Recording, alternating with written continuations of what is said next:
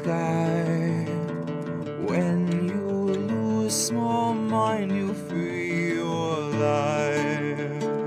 Life is a waterfall. We drink from the river, then we turn around and put up our wall.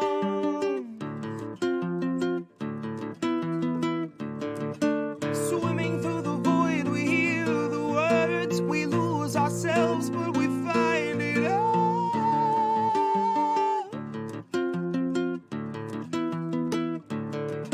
'Cause we are the ones that wanna play. Always wanna go, but you never wanna stay.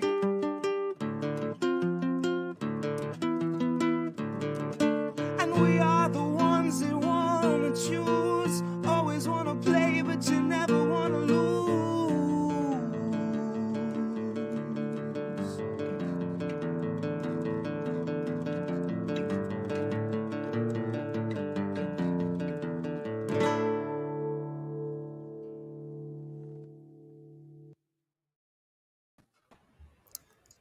Hello, everyone. Welcome. Hello. Just to sharing we're live on Facebook or Twitter. Yeah. Page, whatever it is. Yeah. So just before I forget, before we get started, you guys, I'm not kidding you. I am being royally fucked from YouTube and Twitter and everything. Like, I just lost over 200 followers on Twitter in the last 24 hours randomly. Like, nobody was mean to me or mad at me or nothing. Like, over 200 followers, just boom, since yesterday. And my YouTube subscribers, I have over 4,000 subscribers on Rockfin. My YouTube is down to 900. I don't know what's going on, and like my posts on Twitter, nobody's seeing my posts. Nobody. I'm like, I posted tonight's show. It had 1 like.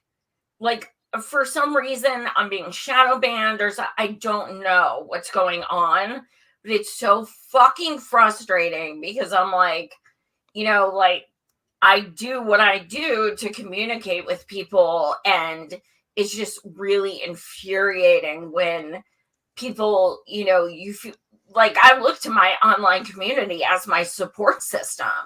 And when my posts aren't being seen and stuff, it's fucking frustrating.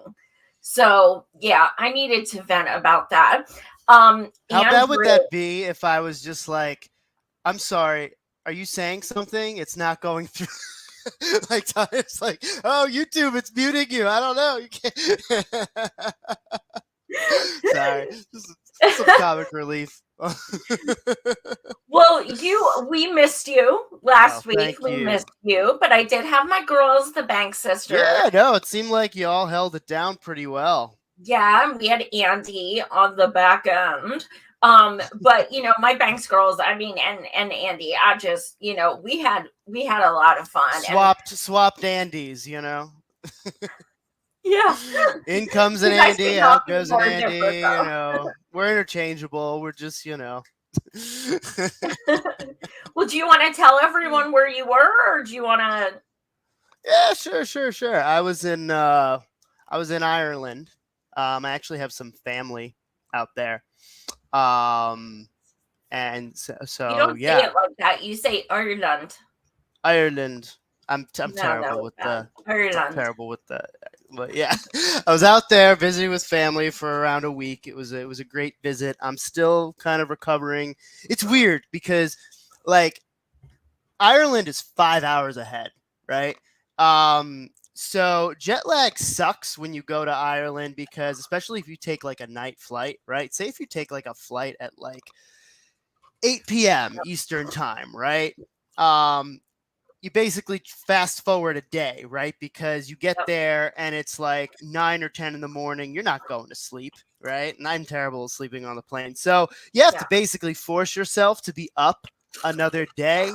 And then, I ended up passing out at maybe 8 p.m., right? I was like, I'm going to go till 8 p.m. because if I go to sleep any earlier, it's going to feel weird, right?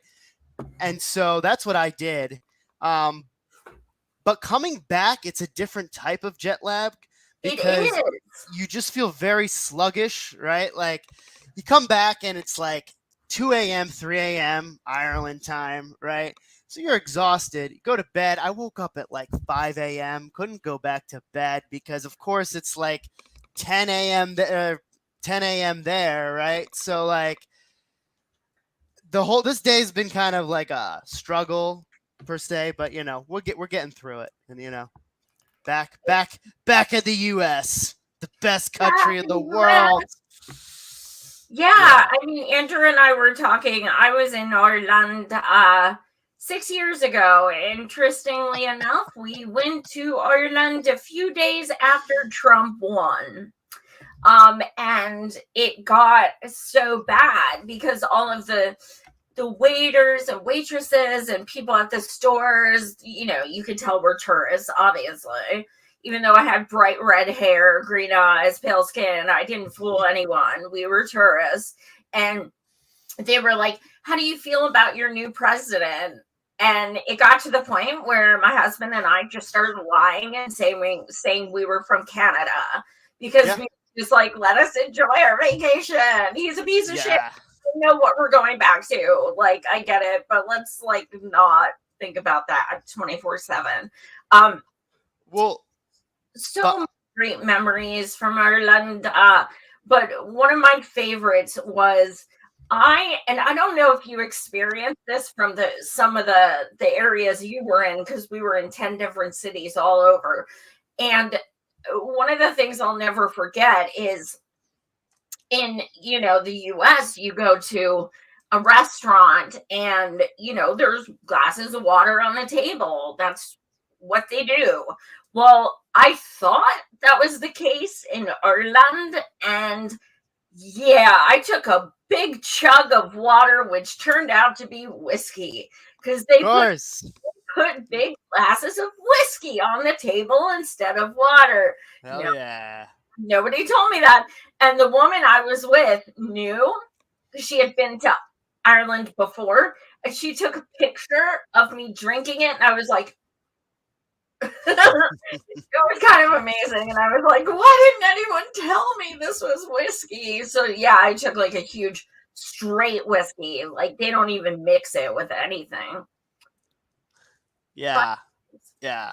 It's funny. It's funny that you mentioned the whole I'm from Canada thing, because apparently oftentimes they'll ask you if you're from Canada, even if they think you're from the US, because if you say to a Canadian, are you from the US, that just offends them. They don't want to be associated with from the US. But if you ask someone from the US if they're from Canada, they think it's all cool. So that's a good point. Yeah, that's like the default. If they're like, oh, okay, you're definitely from North America. You're probably American. You're talking and acting like an American. But let's just say, oh, are you from Canada? And then see how it plays out. So. No, I'm from America, eh? Yeah, exactly. Also, some interesting comment here. Lazy Quackhole says, I was at a grocery store today. Free speech was working fine. Okay, I'm curious to hear what you were saying at the grocery store now. Like, yeah, we're definitely going to be talking about free speech later in the show. Yeah. I'm just thinking a grocery store. Like, what the fuck do you say at a grocery store? Just looking at my food, these associates more, you pieces of shit. Yeah, maybe it's like ask the cashier, like, how's your union treating you? Are you unionized? You should be unionized. Talk to your manager. Let's talk to the manager. Yeah. Don't make me pull a Karen. Is your manager around? Oh, labor Karen. Yo. Oh, you don't want to mess with labor Karen. Labor Karen. Oh shit. Oh shit. We should make a labor Only Karen fights meme. for labor rights for rich white women. But he's fighting for rights nonetheless. Yes. Oh my god. Labor rights, Karen. Oh shit, I'm doing something. That's gonna be in my next book. Hands down. Hands down. Oh, man. So we actually have a pretty great show tonight. Usually you guys know how we do. we usually talk about things others aren't talking about, and we do have some of those stories, of course. However, two big things happened this week that, everybody's talking about, and it's just so important we can't ignore. Bye, bitch. Pelosi out, and Trump back on Twitter. These two things are, they just happened and they are important. So we are going to discuss those. But other than that, we've got some good stuff you probably haven't heard of. So Andrew, take it away. Yeah. So first thing we're going to be talking about is the railroad impending strikes that may be happening, right? So I'm going to be playing a clip in a second that talks about it. But just to kind of zoom out and give a little overview, these labor negotiations, right, and threats of strikes within the railroad industry have been going on for more or less the past couple of months, right? These cover. So there's a lot of, I think around 12 different unions within the railroad industry. And how this is working is that if any of these railroad unions would decide to not accept the deal that the railroads are proposing, right? Then everyone has to go and strike in solidarity. So even though, say, this union here, this union there said yes, they'll go with it.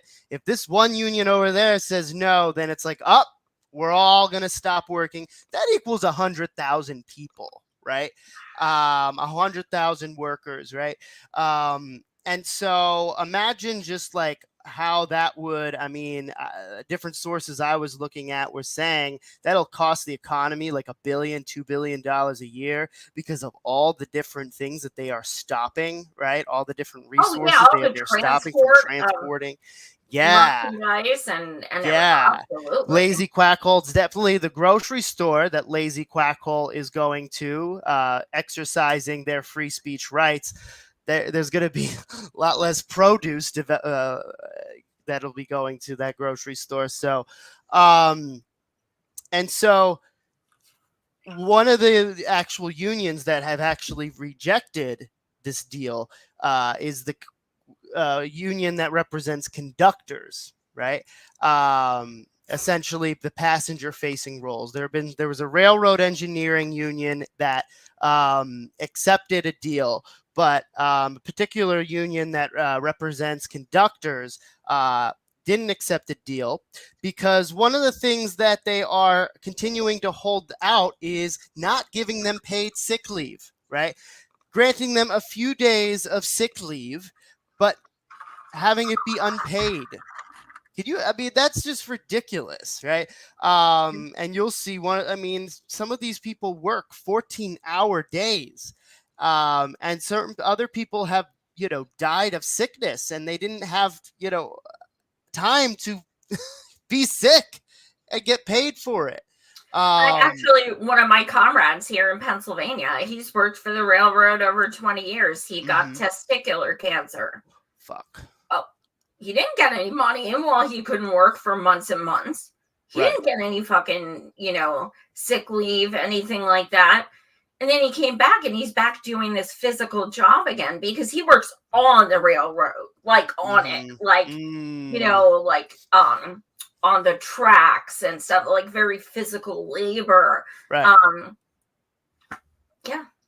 Yeah. And you would think that's like government run, kind of thing, but like, of course not. It's crazy. Absolutely. Crazy. We could go back to like the Pullman strikes and like the late 1890, right? Like they've always been monopolized and corporate run, and so this is where a lot of I think one of the things that makes this such a thing as well is that there's been so many labor strike histories within the railroad industry, right? And so bringing it back to here, and I think another thing too, I just want to give a shout out to Marty Walsh, who used to be the mayor of Boston, who has previously said that if they can't strike up a deal, he expects Congress to step in and impose the contracts themselves. So yeah, good old labor activist Marty Walsh. Yeah, fuck him. He's not being helpful, and he's now the labor secretary in the Biden administration. So yeah, Oh, no. yeah. So good old Boston represent there. So we're gonna talk a little bit about. I'm gonna show a couple of videos because I wanna show this. Of course, we want to show more Perfect Union because they're doing the good work. They did piss there. me the hell off last week. Of course, But they I'll can't give be them perfect. another chance because they put out a lot of great quality. Oh yeah, absolutely. I mean, here's the thing. So many people fucking work for every media. Not everybody is gonna be. I'm gonna give them another chance. Right. We'll show you the good stuff, and we'll leave out the shit that they put out. Yeah. Well, it's the first time I've been pissed in like 2 years, so that's a good track record. That's a good track record. Yeah. A national railroad strike looms after thousands of railroad workers voted to reject a tentative contract agreement. Here's why they voted no in their own words. I voted no on the contract because we deserve more. It does not meet the requirements for quality of life that we need. We need time to sleep. We need time to rest. We need time to enjoy our lives. We don't have any of that now. We're considered essential employees, and we don't have a single paid sick day to use when we're off. We've worked through the pandemic. We were considered essential, and now it seems like we're expendable. If a person is sick, they shouldn't have to use all of their paid days that they had to earn the previous year before to take a day off. We're constantly coming to work sick and exhausted. We routinely work 14 hours and longer every day. We have currently lost 2 BMW members in the past few weeks, and they might have been here today with us if they would have just been able to, rest and reset. We've seen major cuts to our workforce, and we're feeling it every day. The least that the railroads can do is give us paid sick leave so we don't drag illnesses to work. I voted no because rail workers devote months of their lives away from their families. There's no dignity in missing your kid's birthday. There's no dignity in missing all the holidays. There's no dignity when you have no pictures to look back when your family went on trips and you weren't there to take pictures with them. We work to live, not live to work. People just want to be able to see their kids, maybe make a few more memories. I don't have a whole lot of these. My kid's grown. We got a lot of young pups out here that are just starting to see their kids grow a little bit. Let's show some humanity. Asking for a contract that addresses sick days and family time off doesn't seem like an extreme request.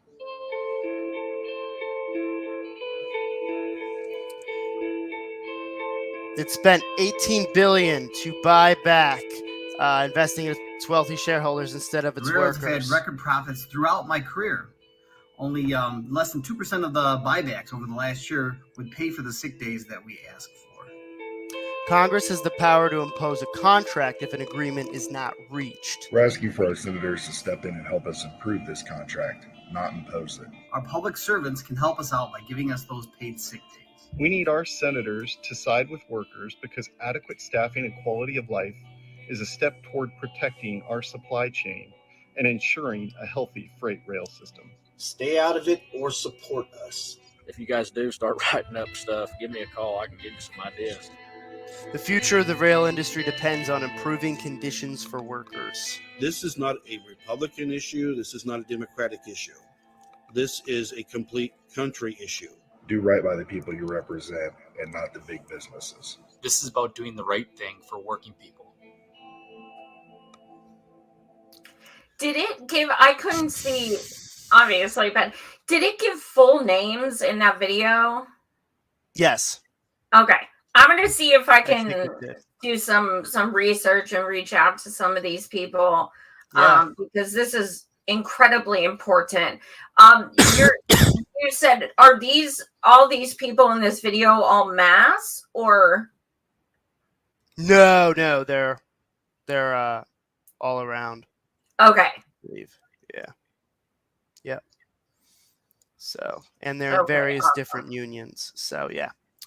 But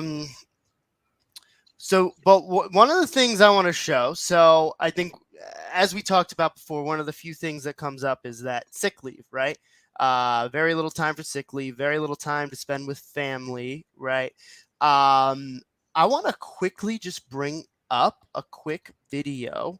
I think it was I'm going to say CBS LA. We'll see in a second. And they briefly talk about this strike, right?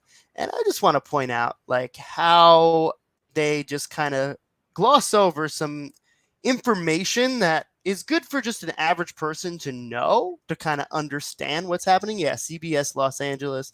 So let me just pull this up right here. And let's hear what Suit and Tie has to say. The chances of a national railroad strike are a little greater this morning. One of the unions involved has said no to the deal. The union representing conductors has rejected this agreement, which includes pay increases of 24%. The engineers accepted this deal, so this follows the decision by 3 other unions to reject their deals with the railroads that the Biden administration helped broker before the original deadline in September. All the unions have to approve the deal. One estimate warns the U.S. economy would lose $2 billion each day railroad workers are on strike.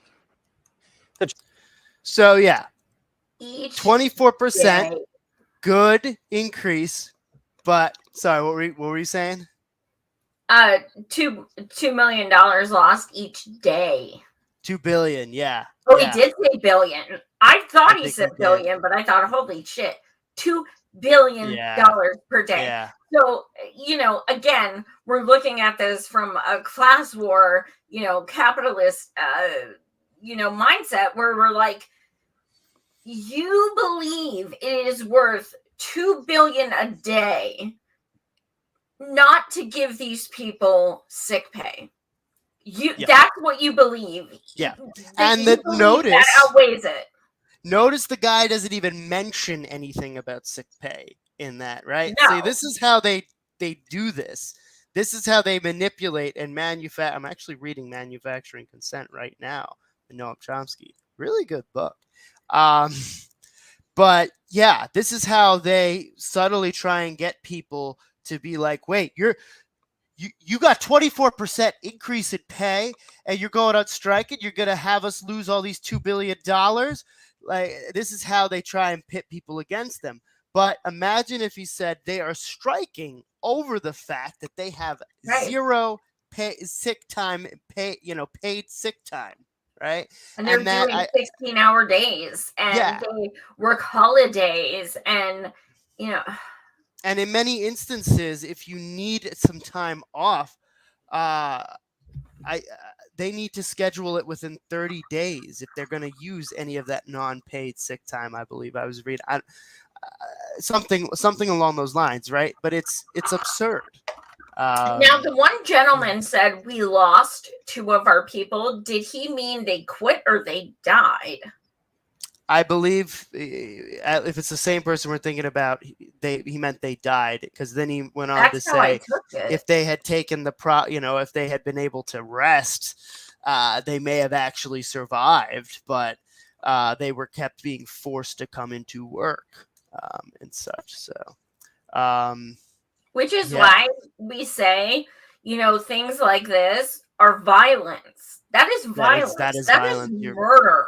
That's not people. Like an accident. If people are dying as a direct result of the system, that's murder. Mm-hmm. Yep. So, loving some of the comments here. We have Lady Alex M saying, I'm joining New York New Union Nurses United. Congratulations. Nice. That must be exciting. Yeah. And then I was hit by a car and tried to get employed, and I had to lie about myself to get any kind of job. Huh. Yeah. I'm going through that right now. Mm-hmm. Mm-hmm. Lucky Burrito's got to go. All right, Lucky Burrito. Thank you for, Love you. as Thank you always. for joining.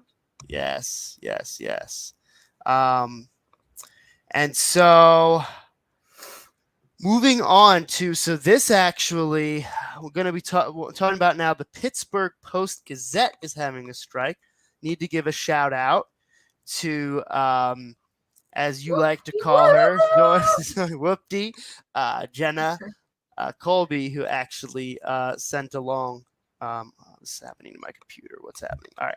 That sent this along to me and made me aware of this, because this is actually pretty cool stuff. It's so funny because, like, you're like, tonight's topics, we're going to go over from Pittsburgh. I was like, Jenna will love that. And he's like, Yeah. You sent it to me. Yeah. I was like, yep. You were like, oh.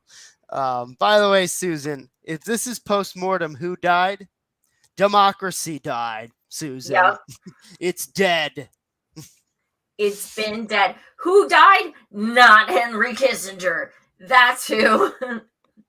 Dun, dun, dun. And he never will. How old is he? 99. And he looks 120. He looks like he already died. He probably, yeah, I mean, you know. In come the conspiracy theories. No, that we will not say. I don't. He's being injected by, like, adrenochrome or whatever it is. I don't know that. I just feel like he has, because he looks like death, and he's looked like he's 99 for the past like 3 decades, and yet he's still kicking. And he, like, I don't understand how all these people wind up dead around Hillary, but like her one friend who's like 99 and already looks dead is still kicking. Yep. So let's talk about the Pittsburgh Post-Gazette, because this is this has been going on for I think a little over a week, maybe 10 days, I think now, where more than 100 workers represented by 5 unions are on strike that work for the Pittsburgh Post-Gazette. And Joy, you, of course, I'm sure this resonates with you a lot. What caused this strike primarily to start is that they cut off their health insurance, by refusing to pay the additional $19 per week needed in order to help sustain their health care. So what did they do? Well, they tried to get them to accept a health care plan with a $14,000 deductible. That's basically like no health care at all. I mean, unless you're going into some like major surgery, right? Like, so that is essentially what has caused them to start striking. Apparently, according to one of the workers and one of the sources I was looking at, workers claim that they haven't received any pay raises in 16 years. So this is I think a great, satisfying clip, despite how enraging some of that news is to how they're being treated. So multimillionaire Alan Block, what a great last name for the type of person he is. Just want to start calling him what? Alan Blockhead, chairman and CEO. Alan Douche Canoe? Yeah.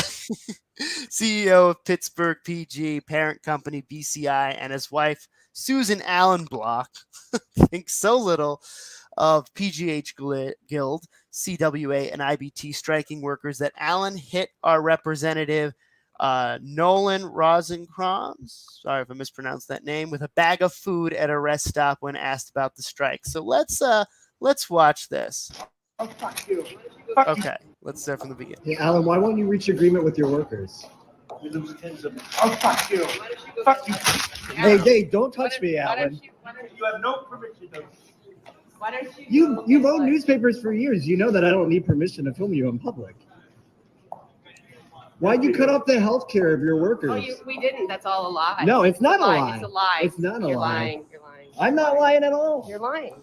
This is anti-labor Karen right now coming in. Listen, Yeah, Alan you has could have been on in our charge plan. of the newspapers. You know what? No one's He hasn't given a raise to employees at the Toledo Blade once. Once. I did leave. I'm not in the papers anymore. Good. So what about the people that are there? They should get other jobs if they're not They happy. should get other jobs if they're not happy. How about you just be ethical owners? Why not just be ethical owners? If you're going to still own the newspapers, why not treat people fairly? What's so wrong about that? You know what his facial deny it. She's like, so then leave. Yeah. It's like, okay, just everybody go, and then we'll have zero employees. Like, it's like, okay, great, cool. I gotta try and interview this guy. Does he say his name? Yeah, like is it his post? Yeah. In fact, I just followed him on Twitter because he's one of the reps, I believe. So yeah, we go back here. Yeah, I'll but one of the things too I wanted, so first of all, I just wanted to mention that dude's facial expression. He reminds me of the father in that 70s show. Red. Totally. Yeah. Dumbass. Totally. You want me to run an ethical ship here? What planet do you think we're on? Let me hit you with my bagel or whatever I've got in my little bag. Like, you won't pay people more money, but you're willing to just fucking waste 2 bags of food? What's your problem, dude? People would love that food. What the hell?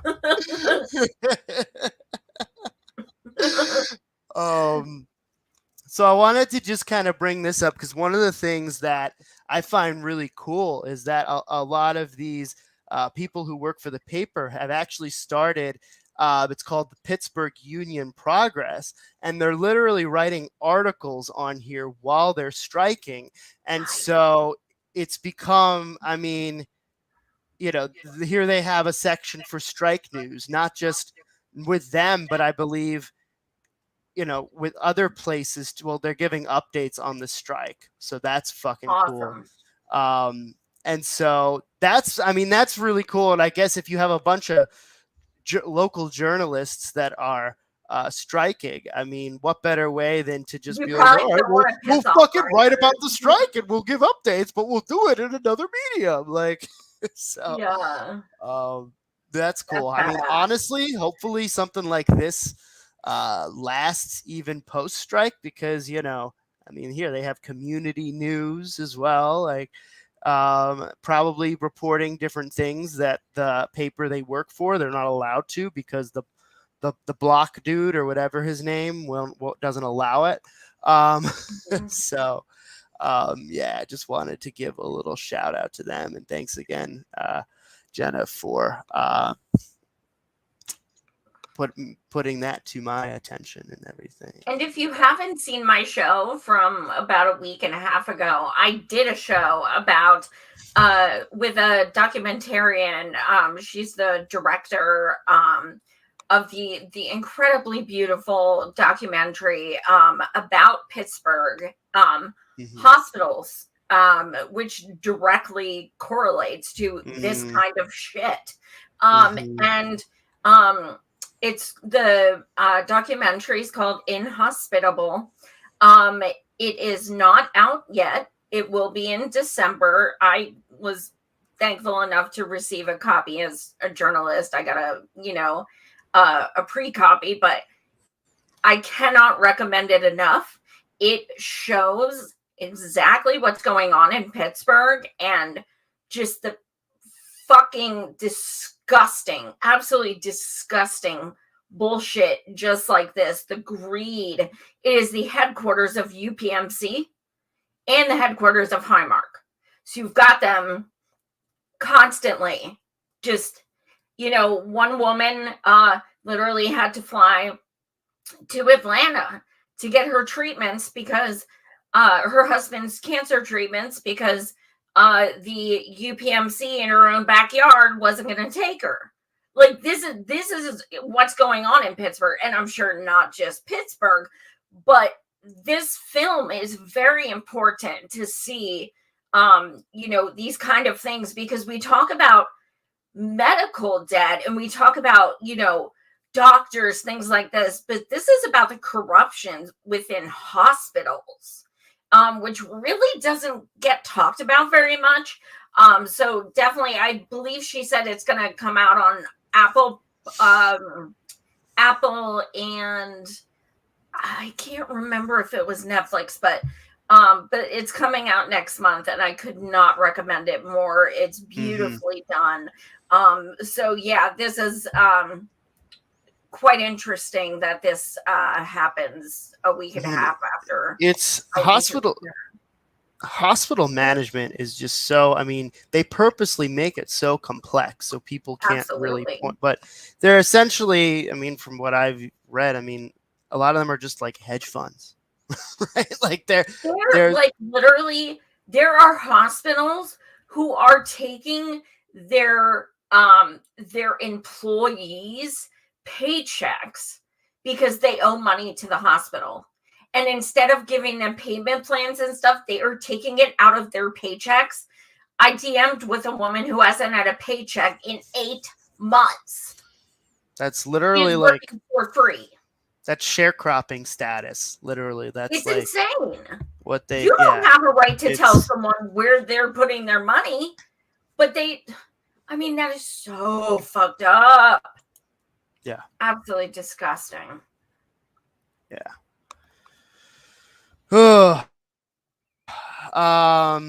Now switching over to talking about a police incident that happened in a school. So Joy, I'll pull up the article, right? So do you want me just to read? Let's talk about, did you have cops in your schools? I did have as one. Well. Yeah. It's funny. We had orientation. I remember he said to my parents, for whatever reason, he was talking to my parents. And I remember he said, oh yeah, we can spot someone that's high right when they come in. Like I can just look at them and I know, which is hilarious because half my school came in baked and, nothing ever happened to them. So that's just what it's like. And then there's also the one where the cop was caught making out with my assistant principal in the nurse's office. The nurse actually caught them because the school cop had a corner office right behind the nurse's office. So they had to bring in another cop and relocate him somewhere else. So yeah. Oh my god. Weren't expecting that to happen, were you? That's someone I want in charge of my kids. Oh my god, I can't. We had several in my school, but there was this one woman. Oh my god. She did not understand the concept of putting sizes on clothes, and she would wear clothes that look like children's clothes. I mean, she couldn't even button the skirts, and she was just hanging out all over everywhere in her tank tops, and she wore these FMPs, like the fuck me pumps that were like this red patent leather. And like I was like, wow, that's appropriate. Okay. Like if you're at the club, you wear whatever the fuck you want. I don't care. But we're sitting there in high school and and I had to watch her run after someone this one time. And she was like inching because she was about to fall on her fucking face. She wasn't dressed like you're supposed to fucking run after someone. I was like, holy shit, man, this chick is bananas. So, but yeah, she still worked there. I haven't thought about that in years. But yeah, this story I found interesting, because it's, disgusting, but also this is not rare. I mean, it's not an isolated incident. Cops are now more than ever going into classrooms and attacking children. And a lot of the children are special needs. That's been happening at like huge numbers. So I thought this was, very important. Andrew, do you want to read this? Just this sentence is fucked up. Yeah. Don't make a wrong move, an officer said as he pinned a struggling second grader to the ground, ultimately for 38 minutes, period. Yeah. And I think one of the things that's worth highlighting that's in that article as well, that goes along with what you were saying, but I think attaching kind of the specific statistics to that, children with documented disabilities were 4 times more likely to be arrested at school, according to CBS News analysts of the 2017 to 18 Education Department. So, and I think another thing that I found really interesting, well, I don't know if interesting is the word, but I guess they did kind of almost like a qualitative analysis and interviewed a bunch of school resource officers in both low income and middle to higher income schools. And the common theme they found around school resource officers in low income schools is that they define the threat as the students themselves, where they're essentially, that's the threat that they are protecting against or defending against, whereas, as you can imagine, the school resource officers in middle to high income schools said that they were protecting like an external threat, protecting the kids and such, right? I forget exactly what they said about the high income, middle to higher income, but it was something along the lines of that, right? So that right there, I think, just shows you that mentality, of course, leads to specific situations like that, right? The school resource officers, they get up, they see themselves as people to essentially suppress the students, right? And they see the students as the enemy. And so, unfortunately, that all makes sense in a way, is that one thing leads to another, and this is what we're seeing. But and I think a lot of these things too, I mean, like I think I mentioned on this show, I used to work at Boston Public Schools. And it's very not uncommon for, the schools will always have school resource officers. But it's possible they may not have a nurse or a full-time nurse. It's very possible they may not even have a librarian. Or library. It's very possible that they may not have a social worker, right? And so if a student is overstimulated and they need to be taken out of classrooms, right, because something is happening, and they're, they end up getting into the hands of people who may care but aren't qualified nor certified to deal with people who are potentially going through some sort of crisis. And so that is harmful as well within itself, even if you're good intentioned, right? Sure. Because, I mean, I'm not a social worker. I can do my best, but I'm not going to provide the necessary services to someone right in that place. And so, of course, then what do? Well, they bring the school resource officer out to then take care of the situation. Someone who is trained to attack, right? Someone who is not trained to be a social worker by any means of imagination. So, that's my spiel on that. And I did do, further research on this, and I couldn't find an exact number, which is why I didn't want to use it as proof. I kind of saw varying percentages and what have you. But with every article I looked up, it was not so shockingly Black and brown kids who ended up getting the brunt of this kind of treatment. Yeah, of course. So, yep. It's disgusting. And, I don't have kids, but I can tell you, if this shit happened to my kid, oh my God, lawsuit is not even the word. Holy fuck. But the thing is, I really don't think it's ever going to change, because now we don't have cops. There are metal detectors common. There's, drug sniffing dogs, locker searches, like some schools you still have to use clear backpacks. Like, I mean, it's going to keep evolving in that respect. I don't see it ever changing. Yeah, and the amount of dog attacks too that there are on kids and people when they don't even have drugs on them, right? So that's a whole other situation where it's like those dogs, they are not those dogs that you pet, cuddle with. So See, I still do.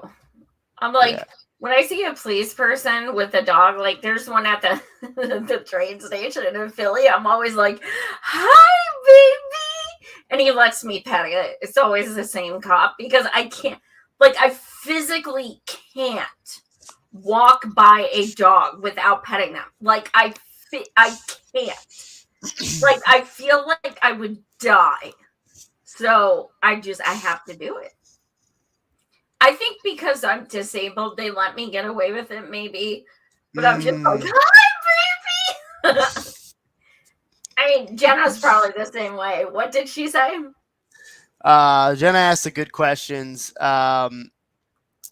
Wonder what the pay between cops in school versus actual teachers is. That's a very good question because cops probably feel like their life is on the line, which automatically raises, their pay automatically because they're like the liability. That's a really interesting question. That is a good question. Yeah. I'm actually I'm do a looking at search. Of the pay. I'm looking at it too a little bit.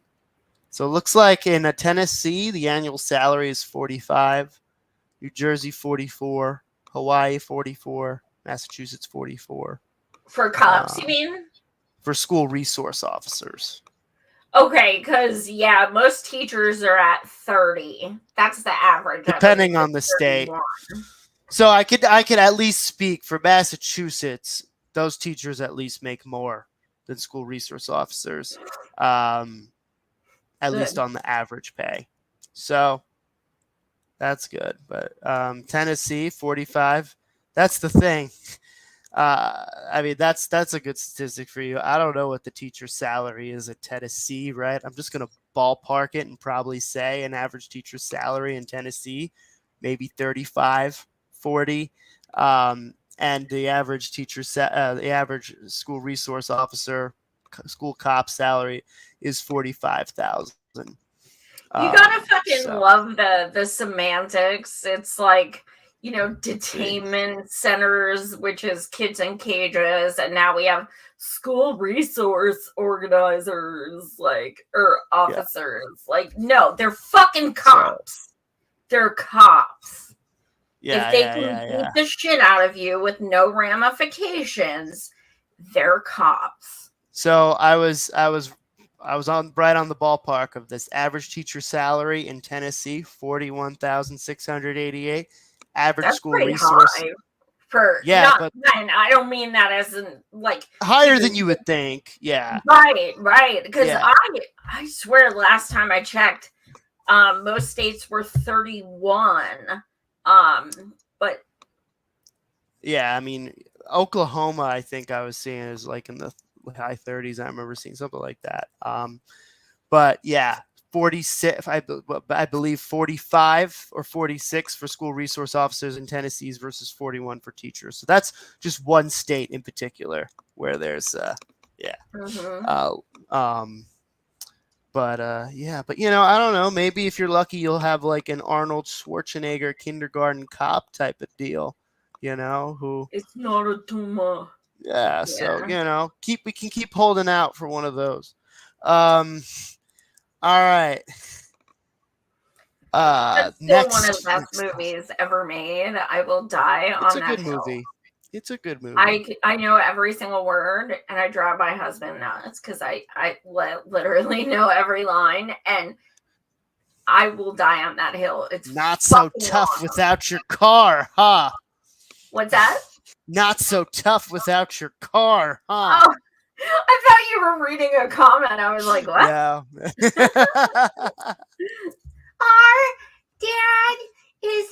Our mom says our dad is a real sex machine.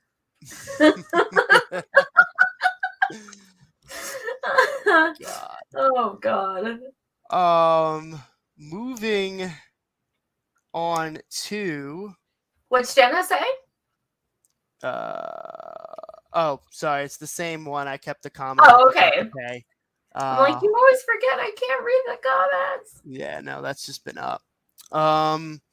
All right, so we're gonna play this video here. I don't know, Joy, if you want to do any sort of explanation of it. This is just Turncoat Dan, the recipe of the collapse of an empire. This video I just think is absolutely brilliant. I mean, the amount of time and resources it took to make it is phenomenal, and it does an incredible job proving our point, not just as anti-imperialists, but also as, you know, humanists and people who actually want people to, you know, thrive. So yeah, Andrew, if you want to play it, it's amazing. Congress taking quick action, approving a $13 billion deal to help Ukraine. School districts across our area tell us they're seeing significant increases in children that are homeless. I'm announcing another $800 million to further augment Ukraine. The revealing look at homelessness among the middle class. U.S. have announced new military assistance for Ukraine. They've promised an extra $713 million. We experienced as a county a 22% increase in homelessness. The Senate overwhelmingly passing a new $40 billion Ukraine aid bill. We are learning the homeless problem we are seeing in Knoxville is growing at an alarming rate. The U.S. is sending an additional $700 million in military aid. We're in dire straits. We don't know where we're going to go. We have no savings. The U.S. is sending an additional $1 billion in weapons and aid to Ukraine. The CEO of the Coalition for the Homeless of Central Florida tells me this is a scary trend. Pentagon announcing today it's sending a new $450 million military package to Ukraine. Tonight, we are going in depth on the issue of homelessness, of course, a growing problem here in Colorado. The U.S. sending an additional $400 million in military aid. Rising housing costs and inflation are leading to more people living on the street. The United States is sending another $1 billion in military aid. 69,000. That's how many people are homeless across LA County. A new aid package is going to be announced tomorrow, including an additional $3 billion to train and equip Ukrainian forces. Sacramento's homeless population had a jump of 67%. The White House now asking Congress for more than $13 billion in additional military aid. More than 2,500 students within the district don't have a place to call home. Yeah, Katie, and that's 1,000 more from last year. Well, the Biden administration preparing to send another $600 million military package to Ukraine. There's a stark warning from city officials tonight as they're seeing a record number of families out on the streets. $275 million to meet Ukraine's critical security and defense needs. One LA city is close now to declaring a state of emergency over homelessness. The White House is also asking for $37.7 billion to fund the war in Ukraine. Housing prices are up 17% from the previous year, and you can see the fallout of that just right behind me here. So thank you to whoever made that video. It is brilliant. If it's Turncoat Dawn, I appreciate it. I appreciate whoever did it. It's so funny because when I first started saying, stuff like, why are we spending money on that? We should be taking care of our own people type thing. And it's like, it makes you sound like the Republicans you used to yell at, like, who are like, we're sending aid to Haiti. Why don't we take care of our own people? And you'd be like, fuck you, you piece of shit. But now when we see it done as far as sending bombs and guns and stuff like that, we are funding imperialism. It's very different than sending humanitarian aid. but it's absolutely disgusting. I made a post last month about how we are funding Ukraine's healthcare. It's a fact. I provided receipts. I can't remember the last time I got attacked that bad. Over 400 comments about how I'm anti-Ukraine. I'm I'm xenophobic and all. And I'm like, dude, I didn't say I want them without healthcare. I'm saying we don't have healthcare and we're giving our fucking money to give them healthcare.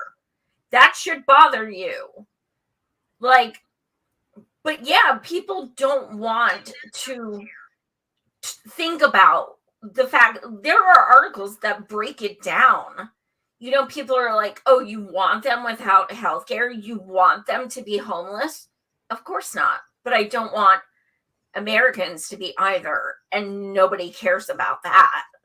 We are constantly putting other countries first, constantly. And instead of taking care of the millions of people who are absolutely hurting and traumatized, we are ignoring them blatantly. We have been.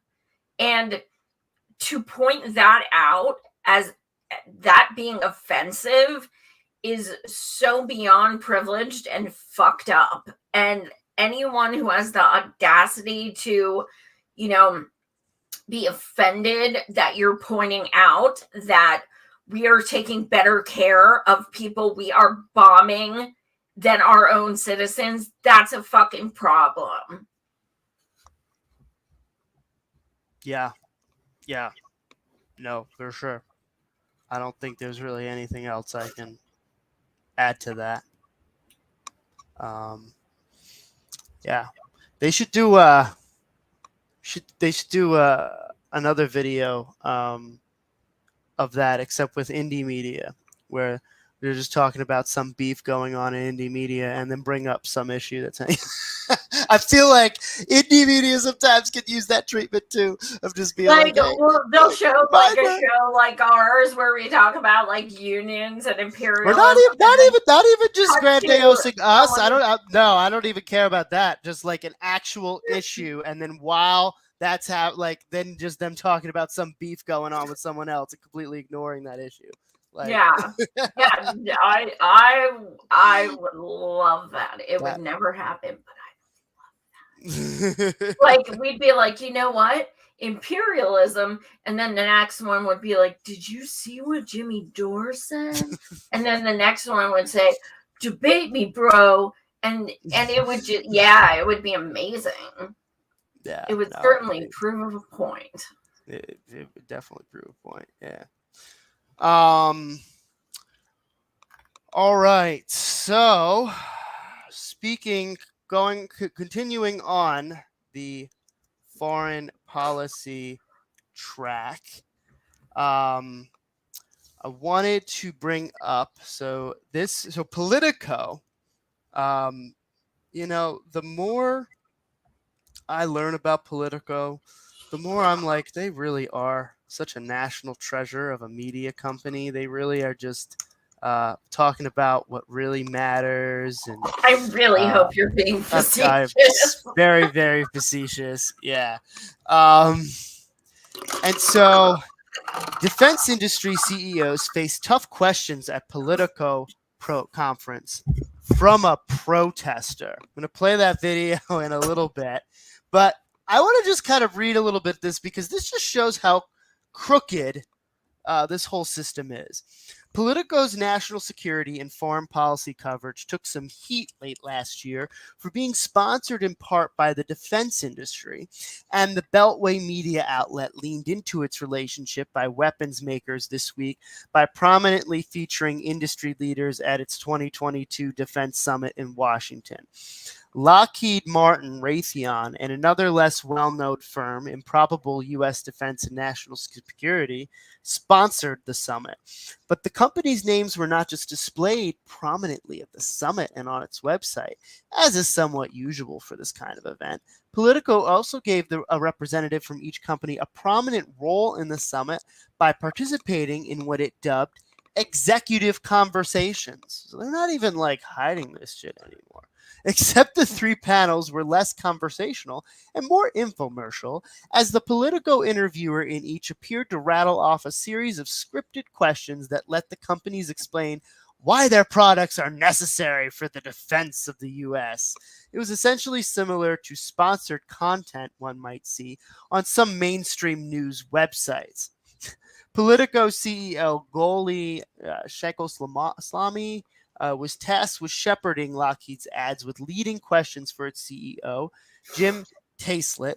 I'm sorry, I'm going to mispronounce it. So they teed up Taislet's talking points about a dangerous world with China as the focus. Taislet's frontline perspective, a reference to his military service, the inhibiting nature of continuing resolutions on military contracts, and the Lockheed's future outlook. Taislet argued that the Pentagon needed a parallel funding pipeline, a swim lane, so that the defense industry could make its products faster. That is the only way we are going to keep up with the Chinese. He said, oh my goodness. Politico's, yeah, so you all get the point. I mean, and so here, I'll just play this video right here of the protester. Structure for them, for the mobile.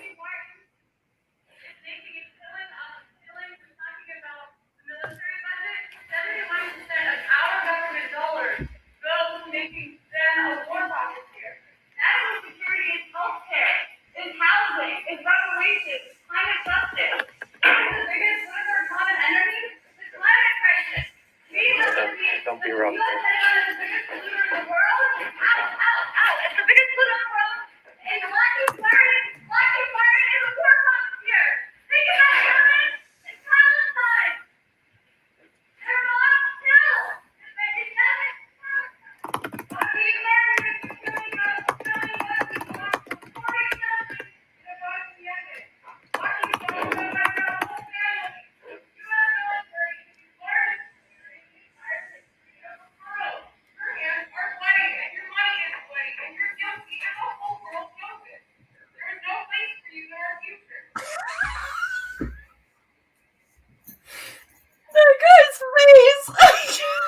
Yeah, yeah. I just took a screenshot of it. I can't. Oh my god. Okay, you may be too young for this, but do you know who Chris Kattan from SNL is? That name sounds familiar, but that's him. Like, he's like, oh my god, I had to screenshot that. It's like part like, what the fuck's going on? Part I'm gonna poop my pants. Part like, what should I do? Oh my god. Fucking amazing. So props to her. Oh yeah. And are we ever you can always tell where an article or show or interview or whatever is going when they call it a defense. Mm-hmm. Who's bombing us? Who are we defending ourselves from? Our fucking selves? Like, who is bombing us? This is not defense. This is us giving it to other countries so they can blow people up. So that is such a word that is continuously used to make people think that it is worth us doing. It's like, no, it's actually not a defense budget. It's blowing people up budget. Mm-hmm. Mm-hmm. Yeah. So, what do we got next? Talking about. Wait, what did you? What were you in your DM? You said something about Jon Stewart. Oh yeah, we don't. That was just quickly about him talking to both Condoleezza Rice and Hillary Clinton, and them talking about just what they did to save democracy and him not really pushing back too much. We can show that video another time. We don't, but Yes. that was, yeah. You can easily find it on Twitter too. How do It's you been go making its from rounds. radical to a shit lib? You should go from shit lib to radical. Like back in the day when I met him when I saw Daily Show in New York, and back in the day, like he was saying shit I didn't hear anyone else say except for, Bernie back in the day. But I mean, he was saying shit that I was like, wow, I never thought of that. And now he's like praising mainstream media, and now that so fucking sad. I mean, I think it's always, when it comes to people like Jon Stewart, right? They're only going to go so far, right? He talks, I mean, what he did, bringing light to, bringing light to some veterans that are struggling, right? Great. But notice how he's not actually attacking the system head on. He's just saying, we have some veterans here that need to get taken care of, right? Which is great, but if you're not going to actually go into the root cause of that, which is the constants of regime, these wars that are just causing the trauma of these veterans, right? That's just only as far as he's going to go, because someone like him is not going to actually uphold this system, or he's going to uphold the system. Though. That's what's so bad. He did it with humor. But honestly, the best thing you could do for veterans is stop creating more fucking veterans. Yeah. Yeah, exactly. So, yeah. So, yeah, what's next? You wanted to talk a little bit about Pelosi. I mean, not that I want to, but I kind of feel like we have to, just because, well, here's the thing. Shitlib Twitter is like, how could you be happy Pelosi's out? That means a Republican's in. She was a Republican. I am so sick of yes, queen, she's amazing. Look at this fucking shit. Can you read what that says? Thank you all, and may God continue to bless the United States of America. What do you mean continue? First of all, who's God? Because there's over 3,000 of them, and I don't know who the fuck you're talking about. Second of all, who the fuck has blessed us? Certainly not you. And then the comments, don't read the comments. Why didn't I listen to that advice? Because I almost threw up 759 times. It is so disgusting. And I'm just in there she promoted pro-life candidates for 4 years in a row. Nobody cares.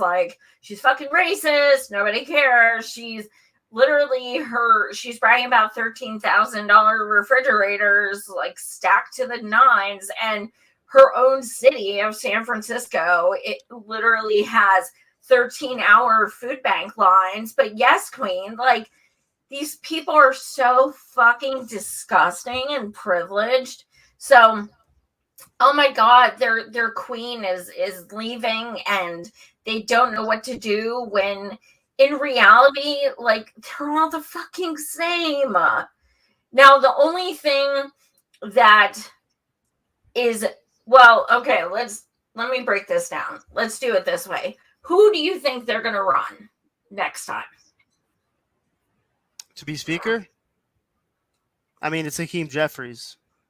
They've already put him up as the next speaker, assuming he gets the votes, but he's playing the role, and so that's it. Do you think, now why do you, I mean, he sucks, he's awful, but why do you think they put him up? Oh, I mean, first of all, he's openly hostile to the progressive wing of the Democratic Party, right? He actually ran PACs, to keep certain people in power, that the people that were being primaried from the left. And he's straight up gloated. He actually, I think, so this is actually interesting now that I remember this. When Cori Bush challenged Lacey Clay for the second time, Lacey Clay actually, it looked like he was going to win. And then suddenly they started counting a lot of votes that went towards Cori Bush. And Cori Bush beat Lacey Clay by like a couple percentage points. Now, he called the race for Lacey Clay and gloated before I'm pretty sure before Cori Bush even won. He was like, yeah, we're sticking with Clay. And then like 20 minutes later, so I forgot about that. yeah. So, I mean, I think this is just, I think, a good examination of where the Democratic Party really is just shifting to, right? Because Nancy Pelosi, obviously we knew that she hates anyone remotely to the left, right? Or at least like presents as to the left, right? I'm not going to go into the squad. We all know about the squad. We're not going to talk about specifically, them selling out, right? We're just talking about the optics here, right? Nancy Pelosi, she keeps it kind of under the wraps, and she kind of quietly sabotages, right? And but this dude says straight up, just sort of been like, y'all are trash, right? Yeah, he's not even like in 2016 they tried to hide stuff. You know what I mean? They'd be like, no, we like everyone, but like now they're just like, fuck you. We don't like you. Yeah. And Desert Mantis is there. I mean, I don't know specifically the numbers, but laying out, which I think looks to be correct to me, at least, in terms of the spirit of it. The Israeli and insurance lobbies paid his way. And then 3 of Jeffrey's top 10 donors are pro-Israel PACs. That is true. That is absolutely true. So, And people, like, if you go in his comments, it's funny as hell, because it's like hundreds of people just saying, where's my fucking $600? Like, it's just like, and he has been putting so many platitudes. And when I say platitudes, I mean the epitome of platitudes. We're going to do this thing. Do what? Like, nothing? Awesome. Like, and then there's all these memes in the comments. He's a superhero. And like, oh my God, please stop. Please. Yeah. So that's that. It's just a revolving door, but revolving big money. Absolutely. Yeah. Cool. Well, we were sexist for calling out Pelosi, so I'm sure we're going to be racist for calling him out. So everybody just prepare, because I mean, it just is. People for some reason think he's going to be like somewhat progressive because they are delusional. Yeah. I think he referred to himself as a pragmatic progressive. So, what? Yeah, he's referred to That himself. sounds like some Pelosi shit. I mean, hey, they're the same school of thought, same school. So, yeah. Cool. All right. So, yeah, wrapping it up. No, we got to talk about Trump being back on Twitter. Really have to? All right, fine. Let's talk about Trump. No, because I want to talk to the people. Like, I really want to find out what people like. All right. I want to understand where people lie. People who say they are against censorship. Right back. Give me 1 second. What's that? Oh no, just keep going. I'll be right back. Give me 1 second. He's probably gonna pee, I'm sure. People who say they're against censorship, want Trump to not be on Twitter. So I guess I really want to understand where the cutoff is. Like, is it we don't want Trump because he incited violence January 6th? Like, we don't want Trump because we don't like him? Like, how do we decide what kind of censorship is okay? That's where I'm not understanding this. He's a piece of shit. I have him muted. I don't want to see his trash. But I don't believe in censorship. So I'm trying to understand the perspectives of all of the people who consider themselves leftists who are saying they don't want him on Twitter. So can you guys just put some comments? Let me know, what you guys think, because I'm open to this. Like, I really want to understand. But I also want a real answer. Where do we draw the line? Because we see people on Twitter who don't have that kind of a following, but we see people on Twitter who threaten, who defame, who dox. Why is that okay? Why are we not saying to censor these people? I guess I just don't understand where the line is drawn. And when Andrew comes back, we'll try to read some of these comments. Oh, okay, here you are. Can you read some of these comments? I want to see what our comrades are Jenna saying. just said, I don't care if Trump is on Twitter. Desert Mantis says, I think Trump should be on Twitter. So should Alex Jones. Don't censor. Manlet in a Vanlet says, yeah, no censorship unless threat of harm. Dissing Cookie Animal is too far. Did you mean to say Cookie Monster? Cookie Animal? So that's aggravated progressive. Oh, no. That's it. When you turned off your camera, Andy's animal picture came up. Oh, got it. Okay. I want Trump on Twitter so I can laugh some more. You want Trump what? On Twitter so I can laugh some more. That's what I'm saying. Like, I mean, it's not like people are going to talk about him more now that he's on. They fucking obsess over him. They haven't stopped talking about him. Yeah. I'm glad you guys are kind of seem like you're kind of understanding my point of view as well, because I don't understand the caveats and things like that. I just think, like, mute him and try to make people like understand that they shouldn't be sheep, and if someone says something, to jump and do it. Like, it's not his fault. Like, his cult, like, it wasn't an order for his cult to like go do that shit. It's because they are a cult and they have groupthink, and that's what they did. So to say he, I don't know. I think it's crazy to, I mean, what about all these people who have so-called influenced shooters?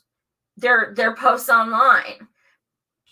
Do we kick them off, or what should we do? Like, because that technically would be inciting violence. So, and I put it in the chat, Andrew, but Elon asked, should I reinstate Trump? And Yeah. it was almost even. Yeah, Like, it was pretty it much was down the like, middle. what, over 15 million votes? And it was Mhm. almost even. So I just don't know. Yeah. Any other comments you want to touch on, Andrew? No, I think everyone else. Yeah, that's really all there is in terms of that topic. Yeah. I'm glad to hear your perspectives. I was like, am I just not being like not getting it? I don't know. But I'm glad you guys are kind of aligned with my thinking. So what do you have coming up, Saya? Yeah, so check us out on People's Voice Network. Yeah, we had a good conversation recently. Me and Z had a good conversation recently with Franco talking about indie media and where it's falling short and how we can make it better. So definitely check that out. And yeah, what do you got, Joy? I am trying to put up my Patreon. Here. Okay. So, well, first of all, I have Lee Stranahan coming on Friday. He is an expert on Ukraine and Russia. He was in Oliver Stone's documentary revealing Ukraine. And he's brilliant, and we're going to have an in-depth discussion about Ukraine, our involvement, everything like that. And I do recommend that documentary. I watched it because he was in it, but I'm really glad that I watched it. It's super good. So I'm excited to talk to him. I have some really good guests coming up as well, but I'm going to keep them on the back burner for now. Now, I put my Patreon up. Did you take it away, you stinker? I was just highlighting. I just saw a comment that kind of goes a little against what some other people were saying that I wanted to highlight as well. What's it say? Unintentional or not. Is it stochastic terrorism is bad? Stochastic. Is that what that is? Stochastic terrorism is bad. And then the voice of a random person and the voice of someone with any kind of social power have different weight. Okay. That's absolutely true. Thank you for posting. Yeah. Sorry, continue. Just wanted to give that person voice because it seemed like it was a different perspective from other people. So yeah. Absolutely. I wanted to tell you guys, like, when you, although RP, appreciates your super chats and everything, I just wanted to state that me and Andrew don't get any of that. So it's very important that we have supporters as well. This is my Patreon. I am really in need of patrons. I have my blind accessibility equipment is being raised in January, and it's already expensive. I'm using a broken green screen that has fallen on my head 3 times. It's crazy. I don't even have enough money from patrons to even pay my streaming fees. It's bad. So, and a disabled person told me the other day that helping a disabled person do what they love is a form of mutual aid. And I didn't think of it that way, but I like that because you guys would be helping a disabled person continue to do what she loves. So yeah, if you can sign up for my Patreon, please do, for as little as $3 a month. If not, I have like PayPal, Cash App, all that shit if you want to make like a one-time donation. But my first goal is a freaking green screen because, as you can see, I mean, look at it. It's broken. It's literally, I have it standing on a lamp so that it stays somewhat even. And yeah, it keeps falling on my head. So that's my first goal. But thank you guys so much for watching. You guys are amazing. And please subscribe to my channel as well, Savage Joy Marie Man on YouTube and Rockfin, because all my other shows except for Monday nights are on my own channel. So thank you all so much. And Andrew, do you want to show the happy news? We always ended on a happy meme. Sure. We will put it up and then we will gracefully get out. Yeah. Okay. Here we go. I wouldn't say this is as funny as it is just like true, but Don't shop Thursday. Don't be a poop head. Only reason people work on holidays is because people shop on them. And don't fuck Black Friday. Fuck that shit. They say it's Black Friday because it's dark when people go out to start waiting. No, it's Black Friday because people who work retail fucking dread it. So yeah. On that note, fuck Black Friday. Much love. Much love. Peace. Thank you guys so much for watching.